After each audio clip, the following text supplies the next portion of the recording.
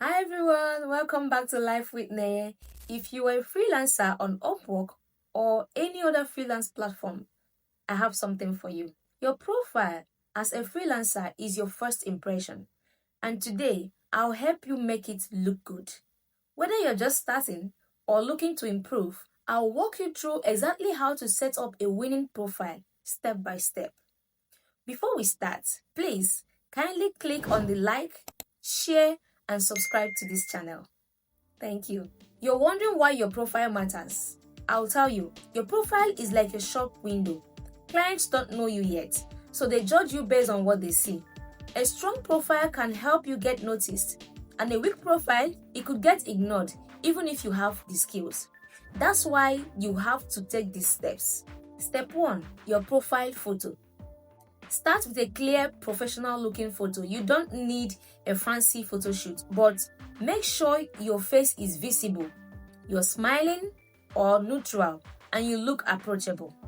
No sunglasses, no blurry pictures, no party shots. Think of it as your online CV photo. Step 2. Your title. Your title should be short but powerful. It should say exactly what you do in simple words. Instead of writing something broad like freelancer, go for specific titles like virtual assistant for Etsy store or social media manager. Make it very short but very powerful. Step 3. Your overview. Your overview is the heart of your profile. This is where clients decide if you're the right fit for the job. Keep it client focused, not about you alone.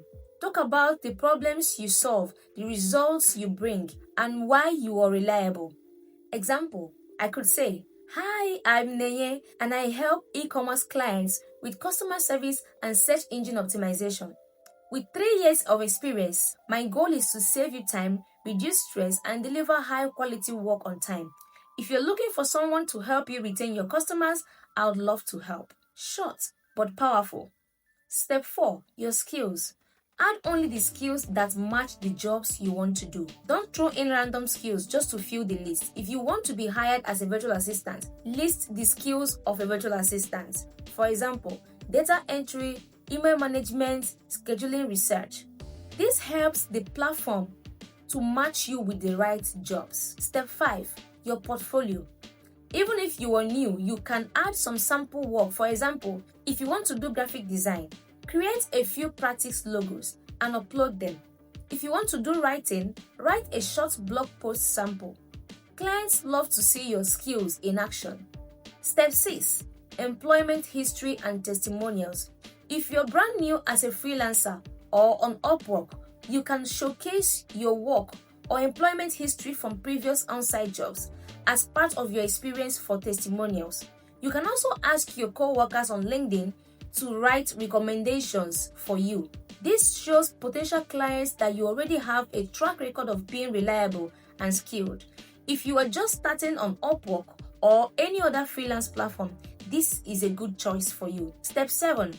Your hourly rate. Please do not underprice yourself too much, but also do not set a very high rate as a beginner. For example, $5 to $15 per hour is common when starting, depending on your skills. You can raise it later as you gain experience and reviews.